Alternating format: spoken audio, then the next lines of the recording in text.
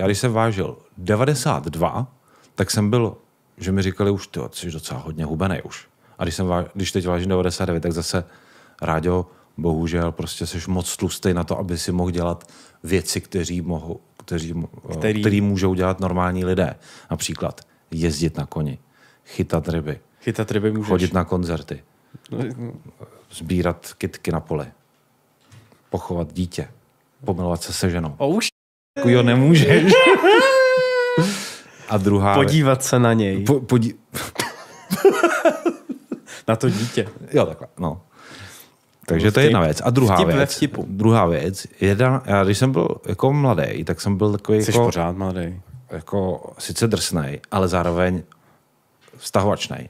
A pamatuju si, že jsem od tebe dostal jednou za uši. Ale dobře. A byl jsem z toho smutnej. Já vůbec nevím. Přišel jsem po dlouhý době, jak jsme se nějak jako delší dobu neviděli, ale nebylo to jako třeba před 2 lety, nebo takhle, nebo před třeba, bylo to třeba před 16 lety, ale já nevím, už 15 nebo takhle ne. A nějak jsme se jako sešli a bylo to někde u Masaryčky. Jo, tak to si pamatuju, to si byl úplně šíleně tlustý. No, přesně. Ale šíleně. A ty prej, čus, ty seš tlustej. A to bylo prostě, jak když jsi přišel a bodnul s mě rovnou, no. A já jsem to ale nevěděl, že jo.